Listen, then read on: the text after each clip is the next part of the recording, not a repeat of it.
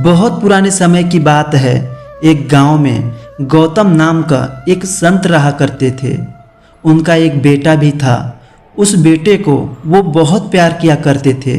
जितना वो अपने बेटे से प्यार करते थे उतना ही उनका बेटा उनसे प्यार किया करता था। उस संत के बेटे का नाम अर्जुन था। एक दिन की बात है, वो संत भगवान की पूजा कर रहे थे। तभी उन्हें पता चला कि उनका बेटा अब इस दुनिया में नहीं रहा। ये सुनकर संत के चेहरे पर हल्की सी उदासी दिखी। फिर बाद में वो सामान्य हो गया। लड़के का शव आया। तभी संत के पास एक शिकारी आया। शिकारी कहने लगा, महाराज, आपके बेटे की मृत्यु का कारण ये सांप है। इस सांप ने ही आपके बेटे को काटकर मौत के घाट उतार दिया।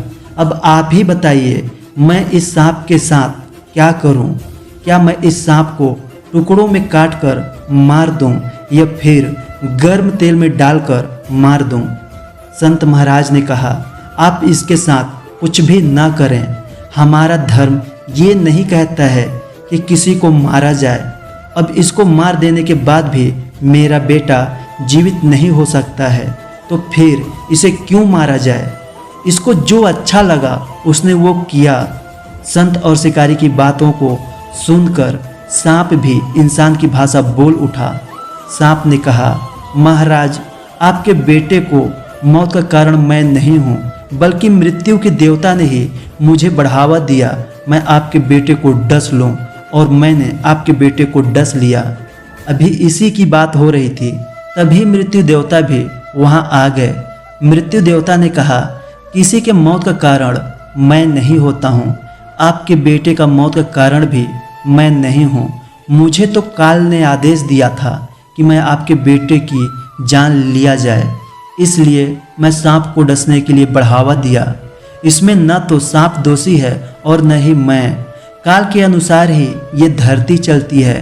काल जो चाहता है वही होता है। हम सब काल के अनुसार ही काम करते हैं।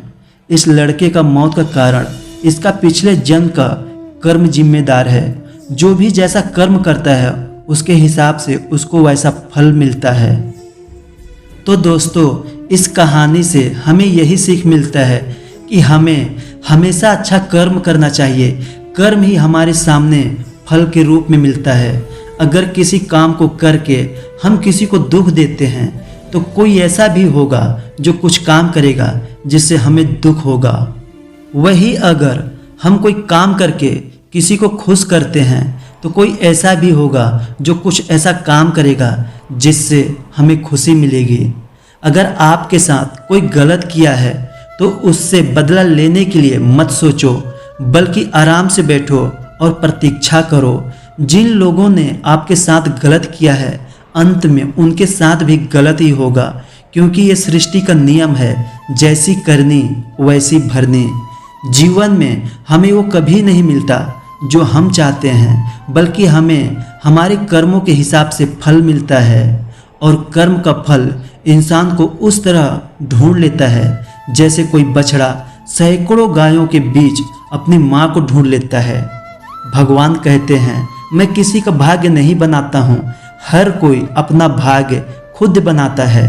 तुम आज जो कर्म कर रहे हो उसका फल तुम्हें कल प्राप्त होगा, और आज जो तुम्हारा भाग्य है वो तुम्हारे पहले किए गए कर्मों का फल है।